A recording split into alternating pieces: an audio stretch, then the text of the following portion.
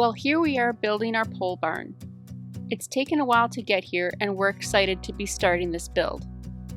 30 holes have been drilled for 6x6 poles that will be spaced 8 feet apart and buried in the ground using a mixture of clay and gravel.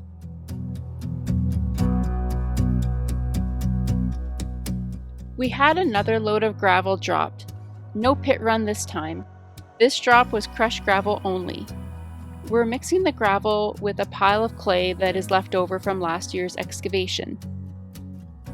Despite getting some speed before the drop, these trucks always get high-centered as the gravel spills out. There just isn't enough clearance space on the pad for the trucks to get a good run, and in future, a dump truck might be better suited for these jobs.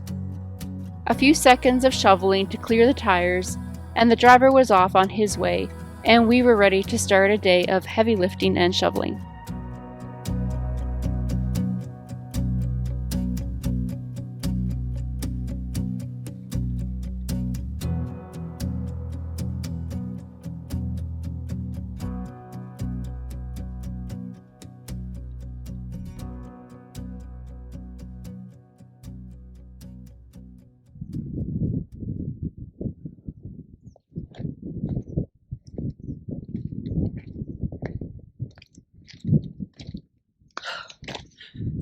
These things are heavy. Holy crap.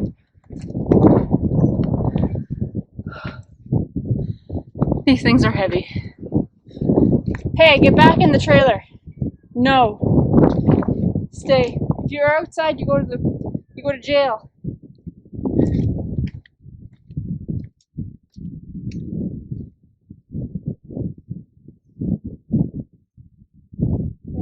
Take a moment. What? We'll do 10. You said 6. I know, but I'm going to do 10.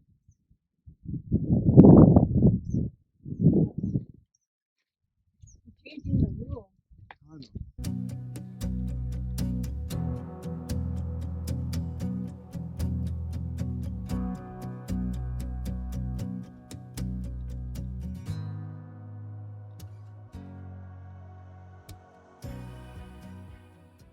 So we've got 10 6x6 Should be 16 feet, but I don't know. upright posts lined up here. How tall are they? 16 feet? It should be 16. So we're going to be oiling and then burning the ends. And then as we go, we're going to pop them into the holes. You're going to go to jail. You're out. You're out. You got to go to jail now. Yep. That's jail. What do you got? No, this is 16. Some of them are different lengths though. Doesn't matter.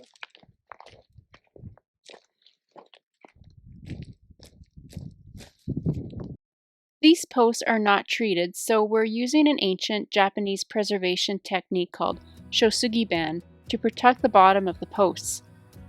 Applying flame to the surface chars the wood, turning the top layer into black ash and resulting in resistance to rot, pests, and weather that lasts for years.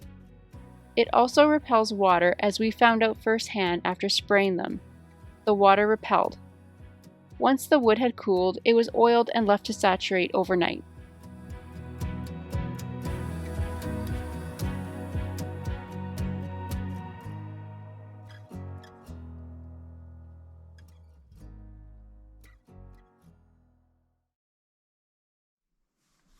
It's going to be another really hot day today. The high is forecasted to be around 86, and it's already getting pretty toasty outside. We had a late start this morning. So the goal for today is to get 8 posts into the ground. We're going to start on the corners because that'll be the most time consuming part of it. So if we get that far, that'll be pretty exciting. Vance is already outside getting things set up. So I'm going to head out there and get things going.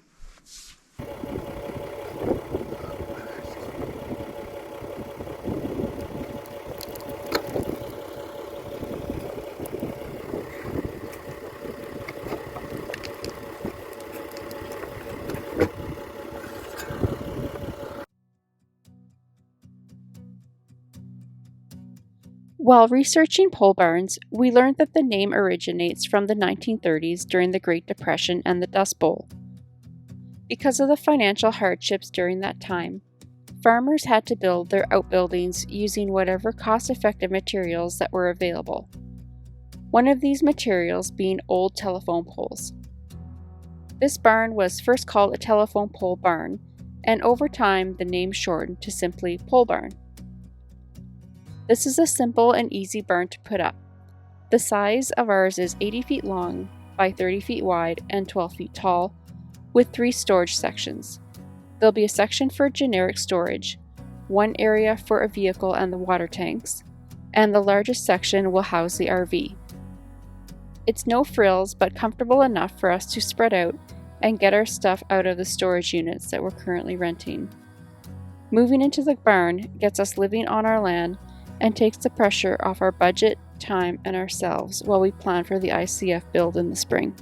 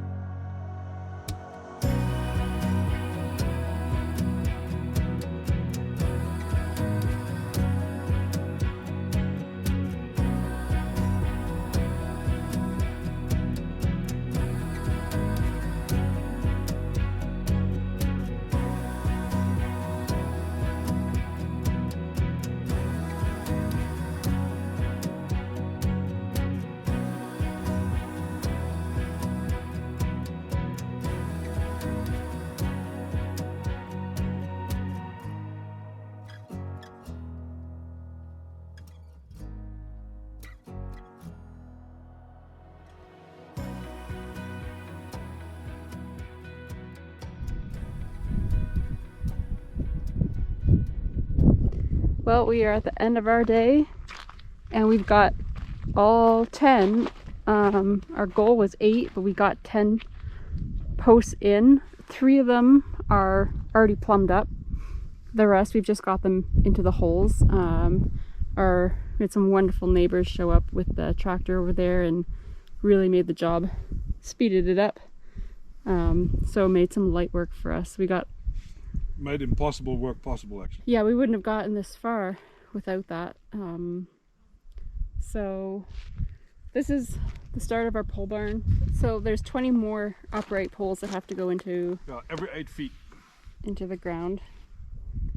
But one thing that became very real today for me was the fact that this view of the mountains, once the outside of the building is cladded, I'm not going to have it anymore. We'll have to walk around.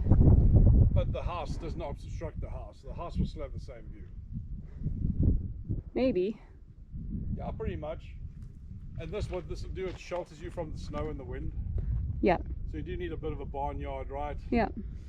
Park the car, and when the animals come as well, they need a barnyard space. Yeah. So yeah, it's it looks very different now than it did this morning. But we got about 3 of them in, tampered. 3 corners are in, the 4th corner has to be straight. And then yeah, the rest of them, so there's 7 that need to be straightened and plumbed up, tamped down. But I'm really happy with how far we've come just today. It's been a year in the making to try and basically just get here. Yep. You know, if there's not a tool, what really pissed on my battery was I was doing screws and the driver stripped. I'm 50 kilometers away to buy a new one. Mm-hmm. So I put stuff away, get in the truck, drive to town, take the time there, walk in there, go there, stand at the checkout, get the thing, come back. By the time I get back, yeah, it's an hour and a half. Then start again, it's an hour and a half of your day. We only work an 8-hour day essentially. You know, it's more than 20% of your day. Well, that's why we're just so anxious to get living here, so that we can get, get things moving along faster. We learned a lot the last year. Well, it's coming together now. So this is half of our lumber package is over there. The other half is coming when? On Tuesday? Should be Tuesday. In a couple days. It's Sunday today. They're going to cut all the strapping, right? And the raft as well, they're behind. Not the rafters, the trusses. The trusses.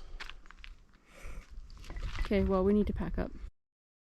I'm going to end this here. On the next video, we get the last of the poles set and the barn starts to take shape.